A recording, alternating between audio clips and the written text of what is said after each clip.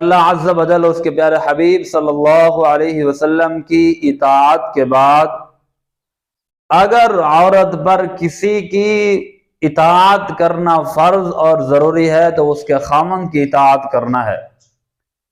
پیارے آقا صلی اللہ علیہ وآلہ وسلم نے ارشاد فرمایا، میں اگر کسی کو حکم کرتا اللہ عز و جل کے سوا سجدہ کرنے کا تو عورت کو حکم کرتا وہ اپنے خامند کو سجدہ کرے۔ یاد رکھیے گا کہ عورت کے لیے شوہر کی اطاعت ہی میں دنیا اور آخرت کی بھلائی ہے۔ 3 فرامین مصطفیٰ صلی اللہ تعالی علیہ وآلہ وسلم ہیں۔ پیارے آقا صلی اللہ علیہ وسلم نے ارشاد فرمایا، اگر کوئی عورت نماز کی پابند رہے، نمازیں پڑھتی رہے اور روزے رکھتی رہے اور اپنی شرم گاہ کی حفاظت کرتی رہے تو جنت کے جس دروازے سے داخل ہونا چاہے وہ داخل ہو جائے۔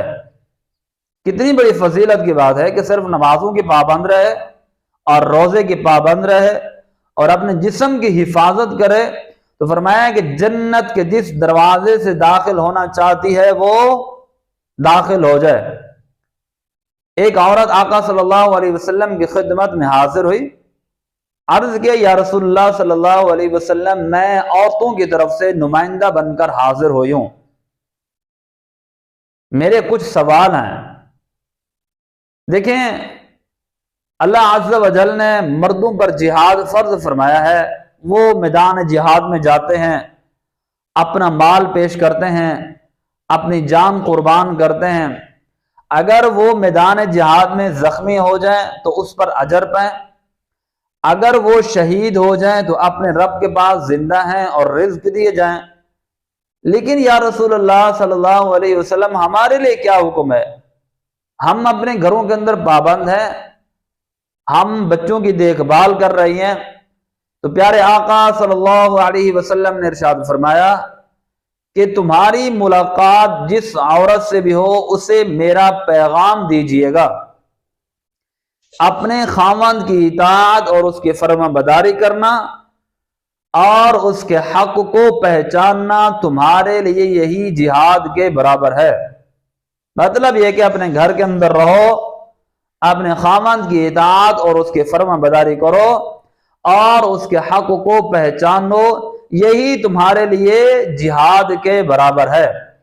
ایک تیسری روایت ہے، فرمایا کہ اگر خاوند بیوی کو حکم دے کہ اس کالے پہاڑ سے پتھر اٹھاؤ اور اس زرد پہاڑ پر لے جاؤ اور پھر وہاں سے اٹھا کر یہاں پر لے آؤ، یہ بظاہر ایک بہت مشکل کام ہے لیکن ناممکن بھی نہیں ہے۔ تو اگر مشکل سے مشکل کام ہے، ناممکن نہیں ہے، اگر خاوند کا حکم ہے تو عورت پر اس کی اطاعت کرنا ضروری ہے۔ لیکن بات یاد رکھیے گا، خاوند کی اطاعت اس وقت جائز ہے جبکہ وہ حکم اور وہ بات شریعت کے دائرے میں ہو۔ اگر خاوند شریعت کے دائرے کو کراس کر رہا ہے، شریعت کی حدود سے باہر نکل رہا ہے تو اسے سمجھائیں، اسے کہیں کہ آپ کا حکم سر آنکھوں پر، لیکن یہ شریعت کا مسئلہ ہے، ہم شریعت کی حد کو کراس نہیں کر سکتے، آپ بھی گناہگار اور میں بھی گناہگار، اس لیے ہمیں جو ہے وہ شریعت سے باہر نہیں نکلنا چاہیے۔ یہ ایک اچھا طریقہ ہے۔